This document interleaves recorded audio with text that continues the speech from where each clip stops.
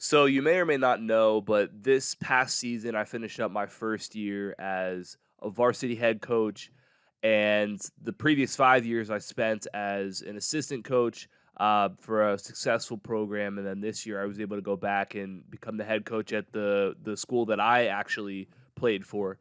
And I kind of want to talk about my experience in my first year this year and some of my takeaways. Really, overall, it was a pretty successful season. Ended up doubling the win total from the previous year. Able to play in the conference tournament, qualify for the district playoffs, get to the district championship for the second time in program history. First time being my senior year, which was a cool full circle moment, and then getting a chance to play in the state playoffs as well. So a lot of good, a lot of stuff to build on. We were a really young team this year in terms of experience, and so it's always a different challenge when that's the case. But like I said, there's a lot of positives, also a lot of stuff to build on for sure, and a lot of areas where I know that I definitely am going to get better and need to get better in going forward, and new challenges that are going to pop up, I'm sure, over the next year, coming years here. So, but really today I want to talk about five big takeaways that I got from this past season, five lessons that I learned. Most of them I learned over and over and over again, whether it was a good or a bad thing, or whatever the circumstance was. But I wanted to share those now because I think that they're great takeaways for any coach out there who's watching as well. If you guys are new, this is my second channel. My main channel at Vision Driven Basketball is where I post a lot more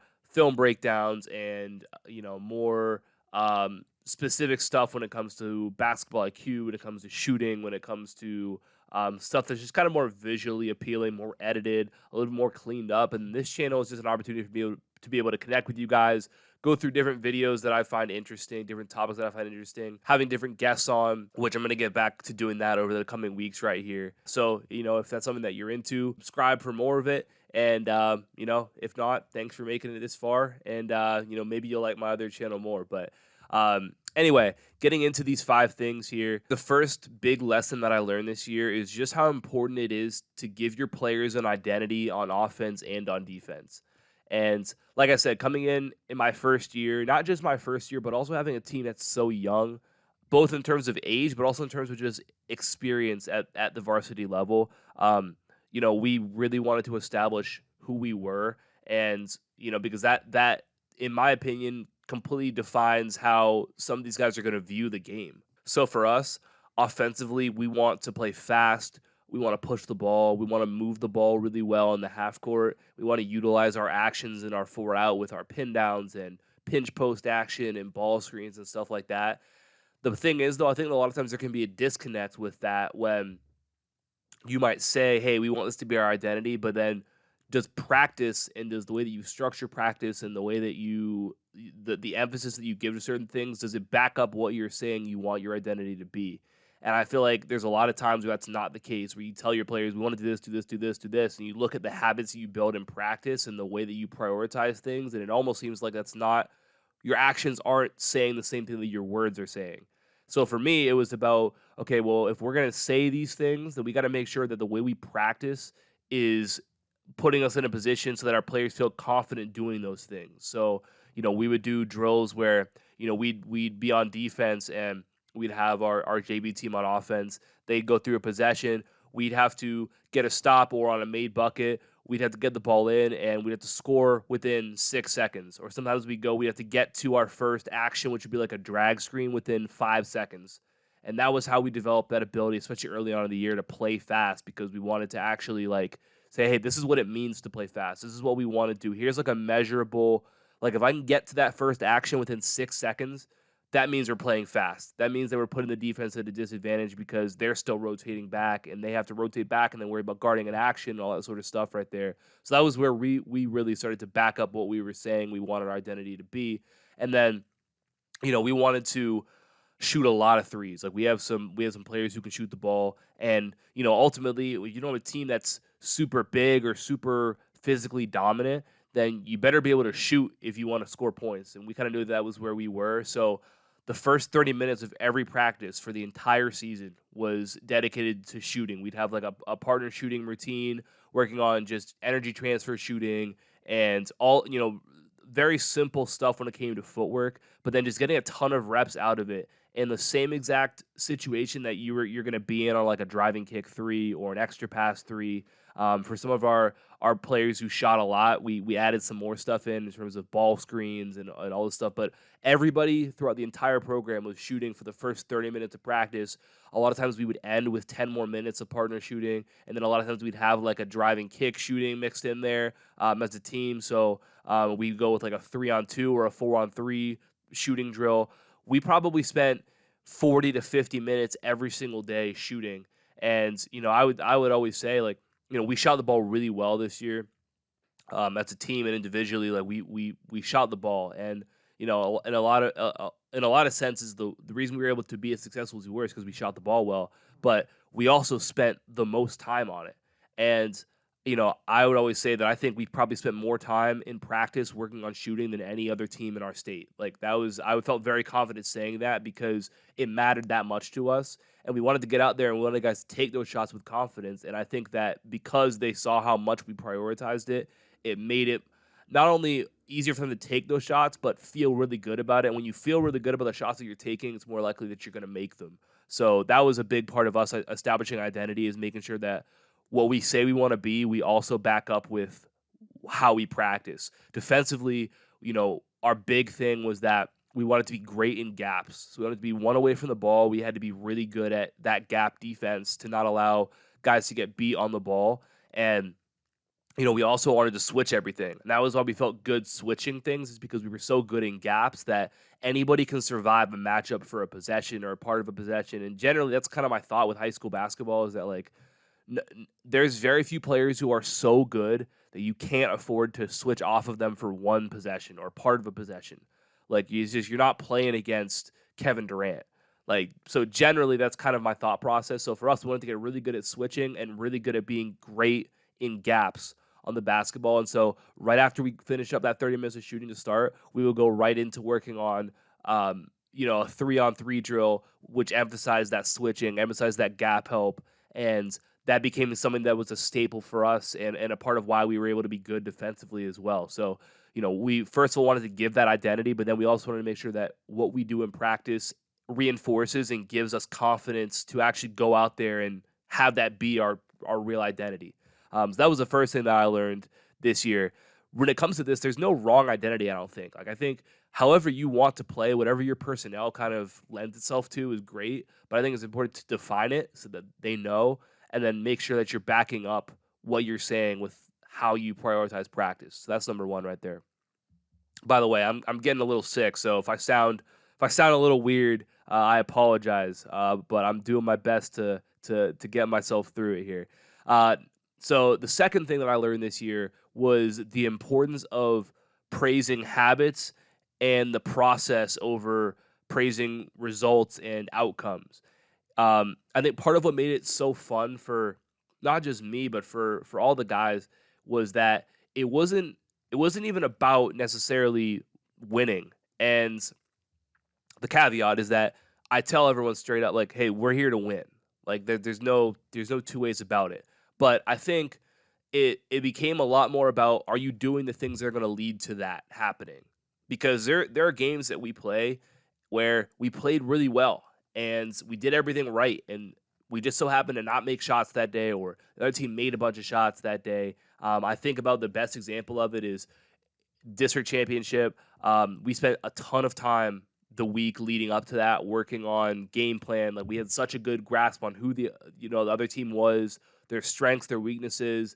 And one of the big things that we identified is that they had some size on us, and they had some really aggressive rebounders. So we had to get really, really good at understanding what it was going to take to win defensive rebounds. So our big thing was focusing on the process and the effort of it. So process meaning, when the shot goes up, we don't care about the ball. We don't care about the ball anymore. It was a mindset shift where a lot of times shot goes up and we just kind of follow the ball to the basket and go and jump for it. In this case, shot goes up, you don't care about where the ball is. You're going to find your man, and you're making sure that he doesn't get the rebound. Forget the ball, go box him out, and then The effort part becomes when you have the opportunity to go get that rebound. First of all, you box that guy out and you hold him there, but then when it's you and the other guy to pull a rebound, it's got to be you. It has to be. So that was our focus, and we did a bunch of different drills working on going from fronting to getting to a box out and very very detailed stuff. And we got to that game and we rebounded the ball so well. It was a weakness for us coming in, and in that week we completely did a 180 with it, and it was completely because of the guy's willingness to buy into that and work. And it was difficult, but we got there and we did everything that we need to do. And they had a kid who scored 30 on really good defense by us. And sometimes it's just like that, and you lose a game because someone steps up. And in basketball, that's why everyone loves March Madness, right? Because maybe not this year, but in previous years where you have all these upsets, it's because all it takes is one game where someone plays really well or someone doesn't play really well. But going back to my point is that it wasn't about like I was so thrilled by what I saw in that game. Even though obviously we wanted to win a championship that day, but when I saw our ability to execute a game plan to really buy into something, like that to me matters a ton because you build on that and you become really confident in who your players are because of that. And I think it's an important thing to understand for your players to understand that it's about doing the right things. And while that doesn't mean you're going to be successful every single time, it's going to give you the best possible chance of doing that right there. So the things for us that were emphasized are your effort defensively and rebounding. When it comes to your buy-in, your willingness to, make the right play on offense, how well you know the game plan, the objectives, the tendencies of the other players, the different objectives that we might have on an individual game or an individual player basis. How well do you know that going into a game? And that's something that's all controllable, and that's the stuff that really matters and that leads us to winning right there. In a sense, our entire approach is player development because when we focus on the habits, building the habits, and being the people who deserve to win games, ultimately you build better players, better people, and you win games more. So for us, it became so much more about the focusing on the controllable things, the processes day in, day out, and that leads to really good things happening. And that was a really big piece for us too. The third thing that I took away from the season is the importance of asking questions as much as possible. There's a couple different reasons why. First of all, I think a lot of players are so comfortable being bystanders and just being told what to do. Okay, you go do that. And they don't want to actually go out and make decisions for themselves. They don't want to go out and have any sort of pressure or ownership on them because it's way easier to say, oh, well, coach told me to do that and it didn't work. So it's his fault, not my fault. It's way easier to do that than it is to say, "Man, I messed that one up. I made the wrong choice right there. I've got to be better in that situation." So I think in a lot of ways, there are coaches probably who, and I know because I played for coaches like it, I see it where they want to have a hand in everything. Like it's almost like they want to call every single set. And when you don't have players who have any sort of ownership or buy-in, it doesn't feel like it's theirs. So for a lot of them, it's like they don't really care what you have to say because it doesn't feel like they have any sort of say in what happens. It doesn't feel like their input is valued. And so you're gonna have a better team when you have guys who feel like what they say matters, what they think matters, that you care about those things. So for us, that was an important thing. And that's where you build that ownership. When you ask them, "Hey, what did you see there?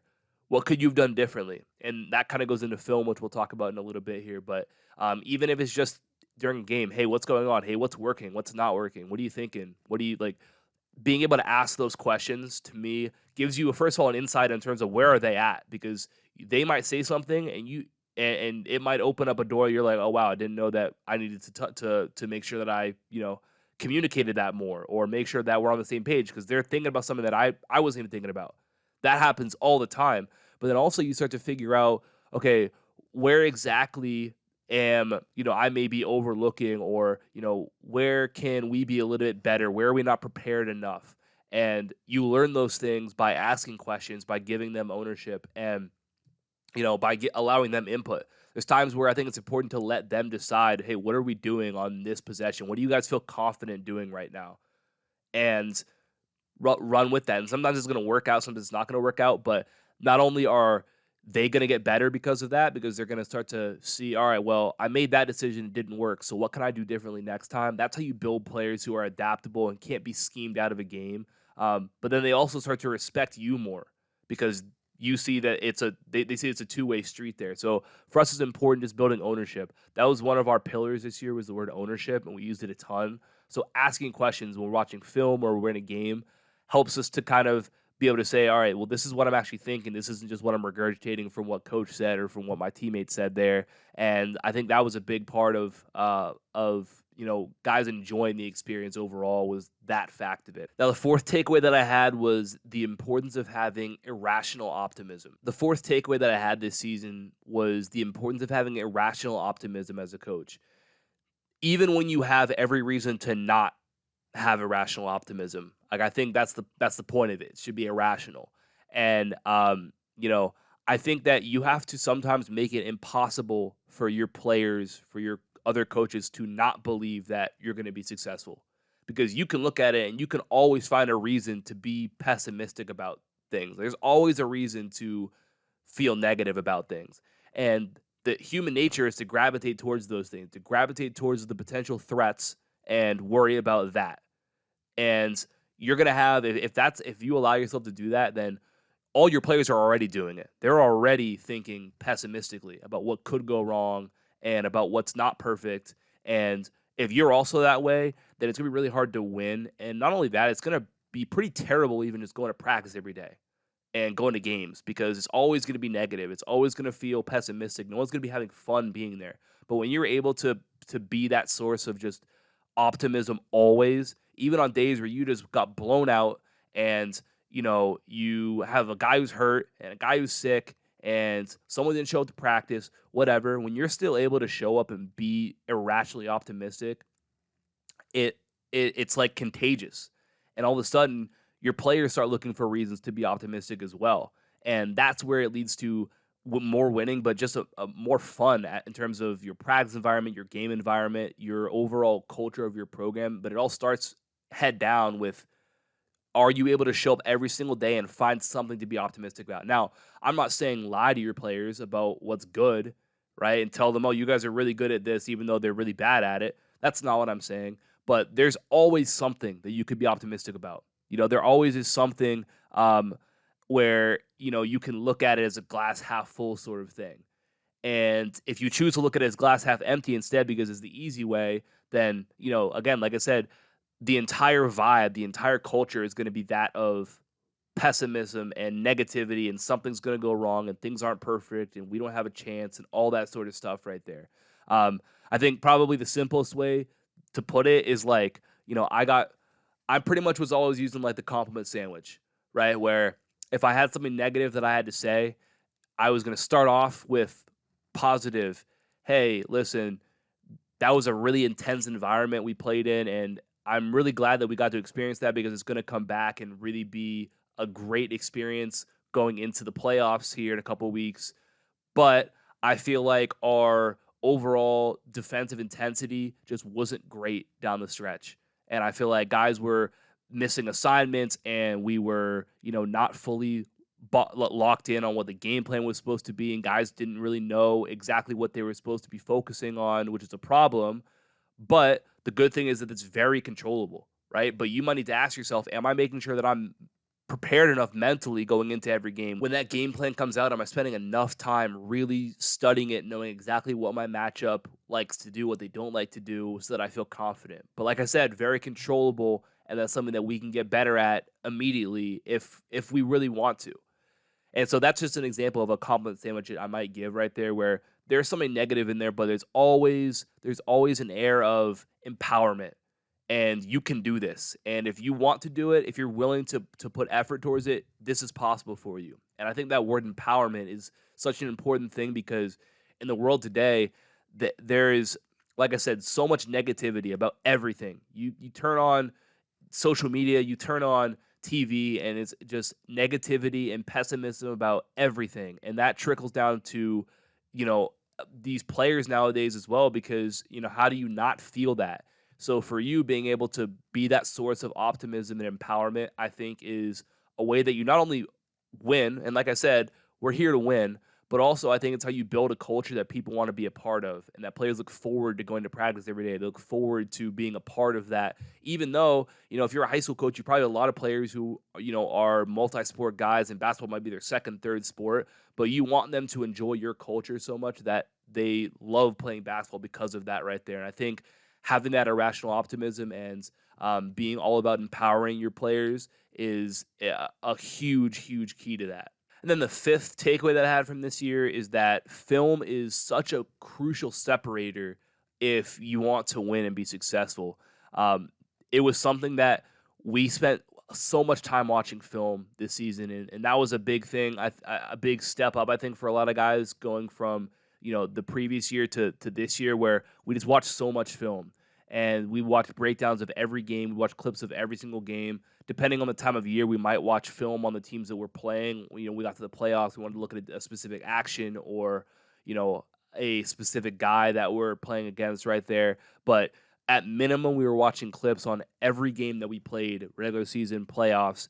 And I think it's important because, especially, I think when you talk about younger players, like, high school, middle school, like, there's a lot of stuff that they don't even know happens until they see it on film. Like, they'll do something on the court and they'll have no idea that they did it. They have no clue. It doesn't even register to them because they're not thinking about it. They just go and do. And so when you actually can show them on film, hey, this is what actually happened, right? They're not going to believe you. They're not going to know until they see it. So in some ways, it was like I felt very confident saying to guys, listen, here is what I'm telling you. And I'm telling you this because I watch. Not only do I watch you, but I watch a lot of basketball. And so I was very clear about it. I'm like, listen, if you feel like I'm wrong on this, and you can show me film that contradicts it, I'm all for it. This is not about me being the boss. This is not about me being right. This is not about, me telling you what to do. This is about us winning. So if you feel like you see something different, go ahead and do it, right? But so in some ways I'm challenging them, hey, go watch. Go watch that situation and see if you see something different. And because of that, you're going to learn, right? But I also am being very transparent with them, very authentic with them, saying, hey, this is what it is. And we get this stuff through watching. And when they see that, when they recognize that the things that I'm telling them come from what I've actually watched and what we actually watch, and I can break down the film and say, hey, here's where that just showed up. Hey, this is really good. We've been working on this, and here's where we saw that actually, show itself. Now they're way more bought into what you're telling them because they see that it actually works. Until that point, they're just kind of doing it because you tell them. So the more proof you can give them that what you're telling them is going to help them, the more bought in they're going to be to you and to your system. And that was what I learned big time. We had as the year went on, one of our big struggles throughout the season was foul issues, and we guys in foul trouble all the time. And so, I remember after it was actually right before one game, I had two of our bigs. We were just watching a couple clips of what they'd gotten called on for fouls, and we were talking about, okay, hey, you feel like you're walling up straight, but you're actually leaning forward a little bit. So when they go up, the referee sees that you're breaking that vertical plane in front of you and leaning forward, and you're getting called on it. So you just got to make sure you don't lean, just little stuff like that. And that was one of the things we got feedback-wise from our players at the end of the year at exit meetings and all that about how much they appreciated that, because instead of just saying, hey, stop fouling, where there's no actual, like, what do you mean? Like, what am I supposed to, I'm not trying to foul, so what am I supposed to do? Giving them things that you break down and see in the film, and you can show them, hey, this is what happened. This is why. Here's how you can adjust right there. And those little things, I think, matter a ton and make a big impact when you can actually show them those things right there. Um, and then I think the other thing from a coaching perspective is I felt like I had watched a lot this year, and I watched enough that I feel like I had a quick hitter for pretty much any situation, whether it was, okay, big team, small team, athletic team, not athletic team, zone, man. Is this team within the man offense? Are they switching different actions? Are they not switching? Are they blitzing different things? What exactly are we looking at? I felt like as I watched more and I saw, I'm scouting a team and I see, okay, this team ran that action and it worked for him a couple of times.